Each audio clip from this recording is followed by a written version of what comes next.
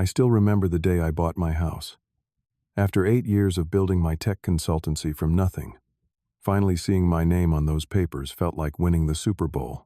But nothing compared to meeting Audrey at the charity gala last year. With her passion for helping kids and those intelligent brown eyes, I was hooked instantly. 6 months of what I thought was true love led to a proposal at Sunset Ridge. Then came the prenup discussion, and suddenly the woman I trusted showed her true colors. The demands she made would have left me with almost nothing if things went south. Before I continue with how I uncovered the truth behind her gold-digging scheme, take a second to hit that subscribe button and let me know in the comments where you are watching from. Trust me, you will want to hear how I turned the tables on her. Growing up in Phoenix with just my mom, money was always tight. She worked 2 jobs to keep food on the table, and that work ethic rubbed off on me. By 16, I was balancing school with weekend jobs at the local hardware store. When I got accepted to Arizona State, I knew the only way through was to work for it. For 4 years, I juggled classes during the day and waited tables at night, often getting by on 4 hours of sleep.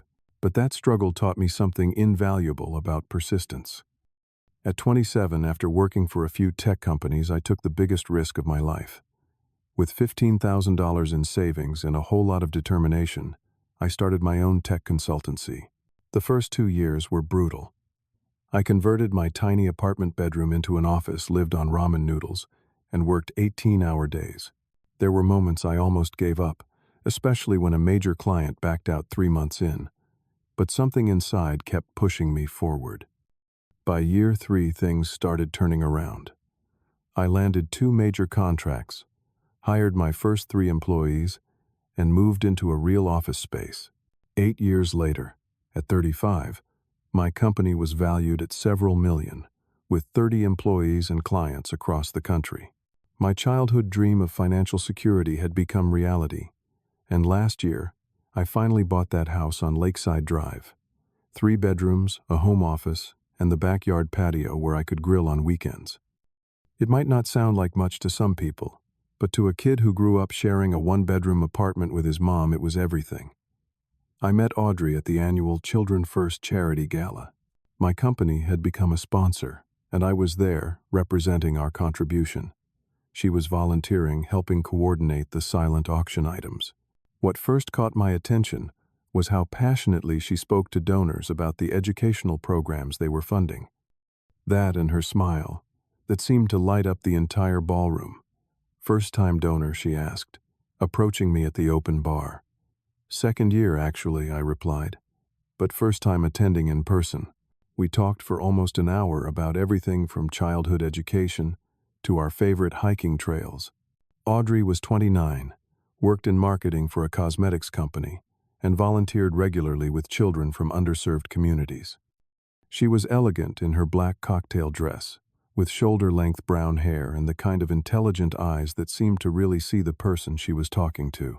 By the end of the night, I had her number and a first date planned for the following weekend. Our first date was at a small Italian restaurant downtown. The second was a Saturday morning hike followed by brunch. By the third date, a wine tasting event at a local vineyard, I was completely falling for her. She listened intently to my stories about building my business, asked thoughtful questions, and seemed genuinely impressed by the journey rather than the outcome. When I told her about the months I worked from my bedroom and almost went bankrupt, she reached across the table and squeezed my hand. "That kind of determination is rare, Jean," she said. "You should be proud of what you built." The next 4 months were a whirlwind. We took weekend trips to Sedona and San Diego. We had dinner with my closest friends, went to concerts, and spent lazy Sundays making brunch and watching movies.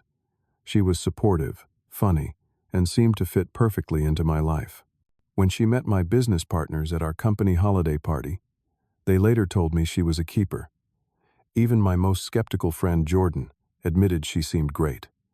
Looking back, there were warning signs I completely missed. The first time Audrey came to my house, her reaction seemed excessive. "This place is absolutely gorgeous," she said, running her fingers along my kitchen countertops. "Italian marble, I think so." I replied, not really remembering the specifics. And these floors must have cost a fortune, she added, her eyes taking in every detail. Then there were the questions about my business that seemed innocent at the time. What do you think the company will be worth next year? She asked casually, over dinner one night. Hard to say exactly, I answered. We are projecting 30% growth if the Westfield contract comes through. 30%. That must put your valuation at what, 8 million, I remember, being surprised by her quick calculation, but chalked it up to her being good with numbers. Then there was her reaction to my watch collection. Nothing excessive, just 4 nice watches I had bought to mark different milestones in my business. She would often comment on them, asking about their value and suggesting I should invest in more substantial pieces now that you can afford them. As our relationship became more serious, I noticed her shopping habits increase. New designer bags appeared along with expensive shoes and clothing. When I mentioned it, she laughed it off, just updating my wardrobe a bit. Dating. A successful man means looking the part, right? There were also phone calls she would take privately, always stepping out onto the balcony or into another room. When I asked, they were always family issues she was dealing with. After 5 months together, I took Audrey to a mountain retreat in Flagstaff for her birthday. Under a blanket of stars with the scent of pine trees around us, I proposed. Her yes was immediate, along with tears of joy that seemed completely genuine. We celebrated by extending our stay another 2 days, talking excitedly about our future together. Soon after, conversations about our living situation began. She suggested moving into my place, since it makes more sense financially. We should think about combining our accounts too, she mentioned one evening, just to simplify things for the future. She began asking detailed questions about my retirement plans and investments. During a dinner with some industry colleagues, she asked pointed questions about my upcoming business expansion. Jean is planning to open a second office next spring, she told them, before I had even announced it publicly. She even offered to help manage some aspects of my finances, suggesting I might be too busy running the company to give it proper attention. I introduced Audrey to my business partners at a strategy dinner. She charmed them completely, showing interest in their roles and asking insightful questions about the industry. My childhood friends were more reserved when they met her at a backyard barbecue. My oldest friend, Jordan, seemed particularly quiet that evening. Later, Jordan pulled me aside while Audrey was chatting with the others. How much does she know about your finances? He asked bluntly. What kind of question is that? I replied, annoyed at his implication. Just looking out for you, man. Something feels off. Katie overheard her on the phone earlier talking about securing her future and making smart investments. She works in marketing, and she is planning her future with me, I defended. That seems pretty normal. All right, Jordan backed off. Just be careful, that is all. I dismissed his concerns as overprotective. Jordan and I had been friends since middle school, and he had always been skeptical of the women I dated. But his comment created the first small seed of doubt in my mind. 6 weeks before our planned wedding date, Audrey brought up the topic of a prenuptial agreement during dinner at home. We should probably talk about getting a prenup, she said, casually refilling her wine glass, just to protect both our interests. I was actually relieved. As my business had grown, my attorney had suggested this very thing, but I had been nervous about bringing it up. I think that makes sense, I agreed. I can have my lawyer draft something standard. Actually, she countered, I already talked to a family attorney friend. She said both of us should have separate representation. I can schedule appointments next week if that works for you. I agreed, appreciating her proactive approach. This responsible attitude seemed to confirm I was making the right choice in a partner. The following Tuesday, we met at her lawyer's downtown office. The space was impressively furnished, with floor-to-ceiling windows overlooking the city. Audrey seemed unusually tense, checking her phone repeatedly while we waited in the conference room.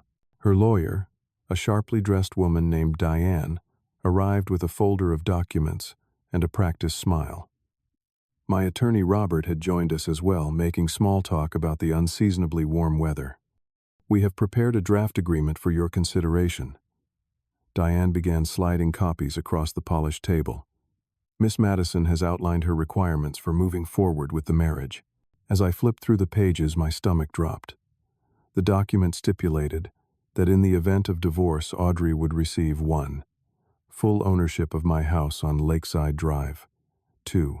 50% ownership stake in my business, regardless of fault or marriage duration. 3. Half of all investment accounts and retirement funds. 4. 25% of all future earnings from any venture for 10 years following divorce. Robert shifted uncomfortably beside me. I looked up at Audrey, whose expression remained neutral, eyes fixed on her manicured nails. "There must be some mistake," I said, keeping my voice even. "This is not a fair or standard agreement." Diane smiled thinly. "My client feels these terms reflect the commitment she is making to your shared future. She is potentially sacrificing career advancement to support your business growth and future family plans." I glanced at Robert, who subtly shook his head. He asked for a moment to consult with me privately. In the hallway, Robert was direct. "This is completely one-sided and predatory. I would never advise you to sign anything remotely close to this." The drive home was painfully silent. Inside our house, the conversation finally erupted. What was that, I asked, trying to keep my tone measured. "Those demands would leave me with almost nothing if we divorced." "Do not be so dramatic," Audrey replied, kicking off her heels. "It is just a starting point for negotiations. And anyway, if you are committed to us, why does it matter? We will never get divorced. That is not the point. A prenup should be fair to both parties. This feels like you are setting yourself up for a major payday if things do not work out." Her expression hardened. "After everything I have done for you, the support I have given, I am putting my life on hold to be your wife, Jean. Do you know what that means for my career trajectory? These terms just ensure I am protected." "Protected, Audrey? You have known me for 6 months. I built this business over 8 years of 80-hour weeks. The house took me 15 years of saving. What you are asking for is completely disproportionate to anything reasonable." She began to cry, a transformation that happened so suddenly it caught me off guard. "I cannot believe you think so little of me," she sobbed. "I thought we were partners." This pattern continued for days. When I offered an alternative agreement with reasonable provisions for both of us, she called her parents, tearfully explaining how I did not trust her. Her sister called me the next day to help me understand how relationships work. Audrey became more distant, withholding affection and making passive-aggressive comments about other couples who never questioned their commitment. She posted cryptic messages on social media about knowing your worth and not settling for less than you deserve. "Maybe we need to reconsider the wedding date," she suggested one evening, "until we resolve this issue." My sleepless nights increased. During one of them, I found myself reviewing our entire relationship in my mind. Small comments and behaviors that had seemed innocent before now took on new meaning. The next morning, while Audrey was at a yoga class, I discovered a drawer full of receipts for purchases she had never mentioned, totaling thousands of dollars. More disturbing was finding a small notebook in her desk with details about my assets, including estimates of my company's value, property assessments of my home, and notes about my investment portfolio, all with dates going back to our second month of dating. The final straw came when I overheard her on the phone with a friend while she thought I was in the shower. "Do not worry, he will come around," she said quietly. "Men like him always do. Once the papers are signed, I am golden. 2 years tops, and I walk away with everything I need." That evening, we met at our favorite restaurant, an upscale steakhouse, where we had celebrated my birthday months earlier. I had barely touched my food when Audrey placed her fork down decisively. "This has gone on long enough," she stated coolly. "The prenup needs to be signed this week, or I cannot move forward with the wedding plans." I asked for more time to consider the terms. "This is just business, Jean," she replied, her voice devoid of the warmth I had once loved. "Take it or leave it." The drive home was completely silent. That night, for the first time, we slept in separate rooms. The next morning, I called Thomas, my first business investor and longtime mentor. Over coffee at his office, I explained the situation. "Something does not feel right," I concluded. But part of me wonders if I am overreacting. Thomas removed his glasses thoughtfully. Jean, I have known you for 8 years. You are one of the most level-headed people I know. If your gut is sending alarm signals, listen to them. He wrote down a name and number on a notepad. Amanda Walker, former FBI, now private investigator. Completely discreet. Talk to her before you make any decisions. I stared at the paper. Investigating my fiancée feels wrong. So does being taken advantage of, Thomas countered. Think of it as due diligence. You would never enter a business deal with this many red flags without checking backgrounds.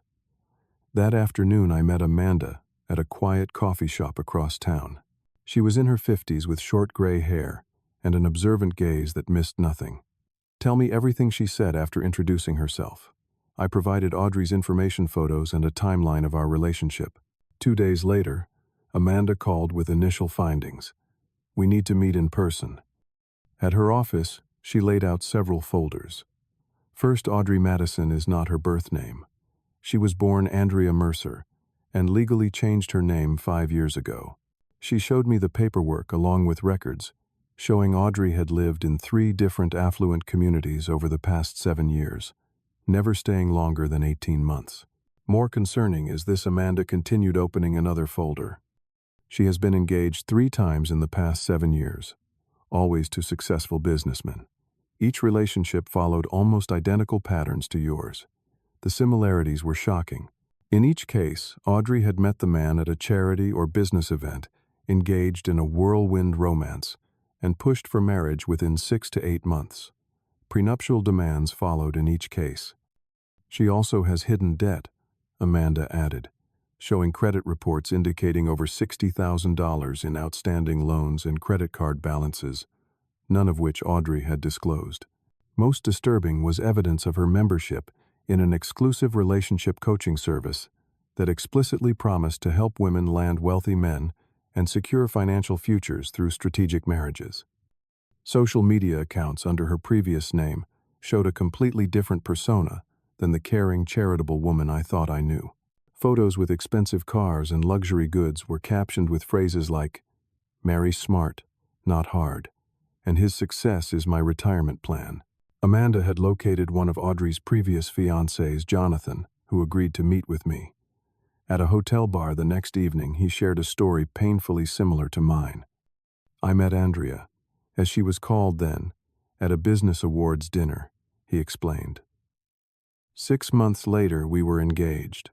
Then came the prenup demands, almost identical to what you described. Unlike me, Jonathan had given in and signed. They married quickly afterward, and within a year she filed for divorce, citing irreconcilable differences and emotional neglect. The divorce cost me nearly $2 million, he said grimly, plus the house and ongoing payments. The prenup was so one-sided that even my attorney was shocked it held up. But her lawyer had crafted it carefully. With a growing file of evidence, I consulted my attorney about next steps. We developed a strategy.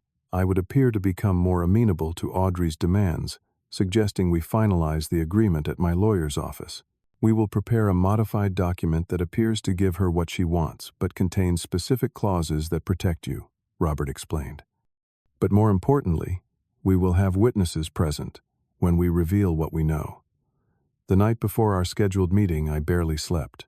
Despite everything I had learned, part of me still struggled with the thought of confronting Audrey. I had genuinely loved her, or at least the person I thought she was. My resolve was strengthened when Amanda delivered one final piece of evidence, screenshots of recent text messages between Audrey and a friend discussing her plans to leave. Once the prenup was signed, along with a list of potential next targets in the business community. The next morning, Audrey was unusually cheerful as we drove to the attorney's office. She had dressed carefully, in a conservative blue suit, her hair perfectly styled. "I am glad you have come around," she said, squeezing my hand. "This is the right decision for both of us." Robert had arranged the conference room meticulously. Thomas was already there as a witness, along with both lawyers and a notary. A folder containing our agreement sat in the center of the table. Before we begin, I said, as we settled into our seats, there are a few concerns I need to address. Audrey's smile faltered slightly. We have discussed everything already. This should just be a signing. It will only take a few minutes, I assured her, opening a separate folder I had brought. I began methodically, starting with her real identity. I think we should clarify that the agreement is between myself and Andrea Mercer, also known as Audrey Madison, correct? Her face paled. What are you talking about? My name is Audrey. I slid the name change documentation across the table. Not according to public records. Before she could respond, I continued revealing her previous engagements, showing photographs and engagement announcements from local newspapers. You claimed you had only one serious relationship before me, I said quietly. Yet I have confirmed at least 3 engagements in the past 7 years, all to businessmen, all with similar prenuptial demands. This is ridiculous, she sputtered, looking to her lawyer for support. He is invading my privacy. None of this is relevant. I placed Jonathan's signed affidavit on the table, along with bank records showing her hidden debt and screenshots of her relationship coaching materials. This pattern of behavior suggests a calculated effort to secure assets through marriage and subsequent divorce, I continued, which explains this text from last week. I read aloud. Do not worry, 2 more weeks, and the papers are signed. Then just stick it out for the minimum time and walk away with everything. Audrey's face cycled through shock, anger, and finally a cold calculation I had never seen before. You had me investigated. What kind of person does that? She attempted to shift focus. Someone who was about to make the biggest mistake of his life, I replied calmly. She tried several more tactics, from calling me controlling and paranoid to suddenly breaking into tears and claiming she truly loved me despite some mistakes in her past. When none of these worked, her demeanor changed completely. The warm, caring woman I had fallen for vanished, replaced by someone cold and calculating. Fine, she said, gathering her things. You think you are so clever, but this is not over. No one humiliates me like this. As she walked out, she turned back briefly. You will regret this, Jean. I promise you that. Her lawyer, looking deeply uncomfortable, apologized before following her out. The next weeks were difficult. Canceling wedding arrangements was painful and expensive. Explaining the situation to friends and family was humiliating, though most were supportive and relieved. I had discovered the truth before marriage. True to her word, Audrey attempted to damage my reputation. She contacted business associates with stories about my controlling behavior and emotional abuse, though fortunately most saw through these attempts. For a time, I questioned my judgment completely. How had I been so easily deceived? Sessions with a therapist helped me understand that manipulators like Audrey are experts at targeting kind, successful people who lead with trust. Jordan, who had tried to warn me, returned to my life without an "I told you so," though he certainly had earned one. "I am just glad you figured it out in time," was all he said when we reconnected over beers. I refocused my energy on my business, pouring myself into a major expansion project that had been on hold. The company grew another 40% over the next year, and the additional challenge helped distract me from the personal disappointment. I also found unexpected healing through a new hobby. Rock climbing became my weekend passion. The physical challenge and focus required, leaving no room for dwelling on the past. The climbing community welcomed me, and the friendships formed on those rock faces were based on trust and genuine connection.